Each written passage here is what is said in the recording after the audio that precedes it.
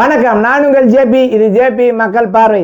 கடந்த காலங்களில் அரசியல் வட்டாரங்களில் மிகவும் பேசு பொருளாக மாறி இருக்கக்கூடிய ஒரு விஷயம் தொகுதி மறுவரையறை. அதை பற்றி தாங்க பேச போகிறோம்.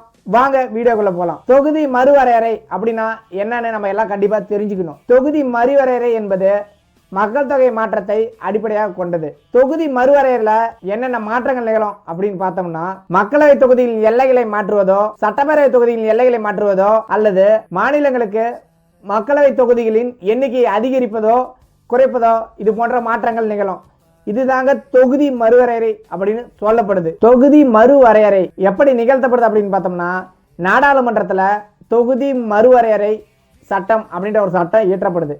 அதுக்கப்புறம் மத்திய அரசு மக்கள் தொகை கணக்கெடுப்பின்படி தொகுதி மறுவரையறை ஆணையம், அதாவது டீலிமிட்டேஷன் கமிஷனை அமைக்குது. டீலிமிட்டேஷன் கமிஷன் ஆய்வு பண்ணி மக்கள்கிட்ட கருத்துக்கள் கேட்டு அதுக்கப்புறம் இந்த மக்களவை தொகுதிகளின் எண்ணிக்கை கூட்டுறதோ குறைக்கிறதோ இந்த மாதிரியான மாற்றங்களை நிகழ்த்துறாங்க. டீலிமிட்டேஷன் கமிஷனோட இறுதி பட்டியல் வெளியான பிறகு எந்தெந்த மாநிலங்களுக்கு எத்தனை மக்களவை தொகுதியில் ஒதுக்கப்பட்டிருக்கு அப்படின்றது தெளிவாக தெரிய வரும். மத்திய அரசு டீலிமிட்டேஷன் கமிஷனை அமைச்சு உடனடியாக தொகுதி மறுவரையறை செய்யணும் அப்படின்னு சமீப காலங்களில் கருத்து முன் வச்சுட்டே வராங்க. இந்தியாவில் மக்கள் தொகை கணக்கெடுப்பு 2011 அப்புறம் 2021 நடக்க வேண்டியது இருந்தது. கொரோனாவின் காரணமாக 2021 நடக்க வேண்டிய மக்கள் தொகை கணக்கெடுப்பு ஒத்திவைக்கப்பட்டுச்சு. மத்திய அரசு 2027 மக்கள் தொகை கணக்கெடுப்பு நடத்தி அது மூலியமா தொகுதி மறுவரையறையை செய்யணும் அப்படின்னு சொல்லி வலியுறுத்திட்டு வராங்க. தொகுதி மறுவரையறை செய்யறதுனால தமிழகத்துக்கு என்ன பாதிப்பு அப்படின்னு பார்த்தோம்னா,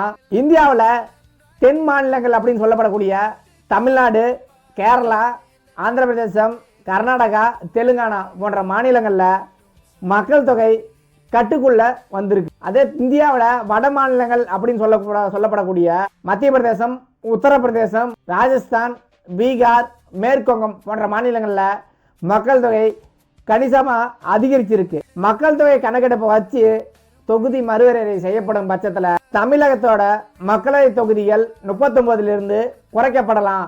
குறைக்கப்பட்டா மக்களவையில் தமிழ்நாட்டோட பிரதிநிதித்துவம் குறையும் அப்படின்றது தமிழக அரசியல் கட்சிகளோட மிகப்பெரிய வாதமா இருக்கு.